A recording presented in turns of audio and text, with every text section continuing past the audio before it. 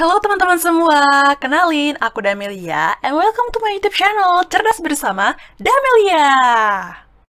Selanjutnya, fungsi protokol yang ketiga adalah connection control atau dia akan mengkontrol koneksi yang terjadi.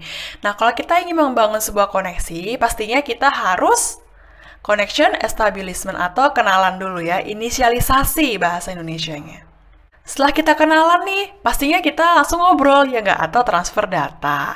Transfer data sendiri itu terbagi menjadi 3. Yang pertama, ada order delivery, yang kedua ada flow control, dan yang ketiga ada error control.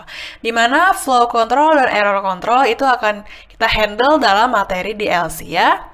Tenang aja, kita akan belajar tentang itu.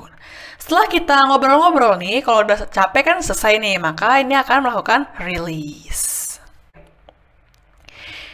Ini adalah gambar connection control.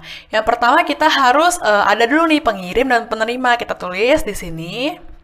Nah, terus kalau kita ingin berkomunikasi tadi kan pertama apa?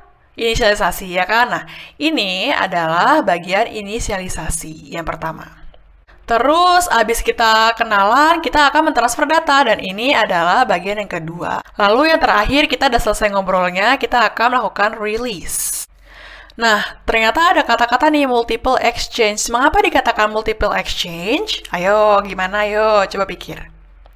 Nah, kalau udah selesai pikirnya, dikatakan multiple exchange karena data yang dikirim itu beragam, ya nggak? Datanya tuh bisa berupa video, bisa berupa teks, gitu kan? Terus bisa berupa audio. Dan data-data ini akan beragam variasinya, dia nggak sama, ya nggak? Dari itu dinamakan dengan multiple exchange. Lalu di sini ada bacaan ACK ya. Jadi ACK adalah sebuah pemberitahuan bahwa sinyalnya itu udah kekirim gitu loh.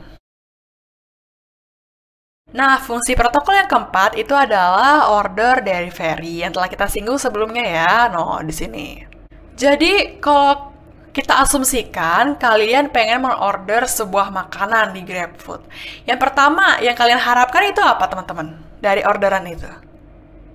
Ya, kalian akan mendapatkan makanan yang sesuai dengan yang kalian order.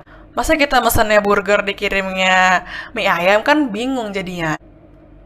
Oke, berarti yang pertama adalah memastikan PDU-nya sesuai dengan yang dikirim. Terus yang kedua, hal yang kalian harapkan kalau kalian mesen GrabFood itu apa? Urutannya itu sesuai dengan order. Kalau kita mesennya duluan, ya kita harus dilayani duluan, ya nggak sih? Kalau mereka belakangan, ya mereka belakangan. Nah, berarti yang kedua adalah PDU-nya itu harus sesuai dengan urutan, ya. Tetapi ada kalanya dia melakukan sebuah prioritas, teman-teman. Atau kelas layanan. Jadi kalau sebuah pelanggan yang pengen diprioritaskan, dia harus membayar lebih kepada si operatornya. Tapi kalau kita orang biasa aja ya monggo gitu, nunggu gitu ya, dan kita berharap pasti dia sesuai dengan urutan. Terus teman-teman, karena pada dasarnya IP atau data yang kita kirimkan ya teman-teman, itu melakukan dengan best effort. Artinya dia nggak menjamin gitu ya, apakah data kalian bakal sampai atau data kalian hilang gitu ya, kalian nggak menjamin. Dia hanya melakukan yang terbaik. Si IP ini juga teman-teman, karena dia best effort, maka dia nggak melakukan kelas layanan seperti yang di prioritas ini, jadi dia no QoS. Nah, kalau misalnya dia hanya best effort tapi no QoS, terus dia kurang mantep dong, maka dari itu dikawinkanlah si IP dengan teknologi ATM. Karena ATM mempunyai kelas layanan. Nah, kalau mereka dikawinkan, maka dihasilkan teknologi baru yaitu MPLS. Oke, ini adalah asal-usul dari MPLS. Nah, lanjut ya. Terus yang ketiga, kalian order makanan kalian akan sampai dengan terjaga, dengan rapi. Kan kalian nggak mau nih, misalnya pesan burger, terus nyampe rumah kalian udah benyek-benyek, itu kan nggak enak, oke? Maka dari itu, orderannya harus dijaga, atau PDU-nya harus dijaga agar menerima sesuai dengan kemampuan. Artinya dia tidak out of order.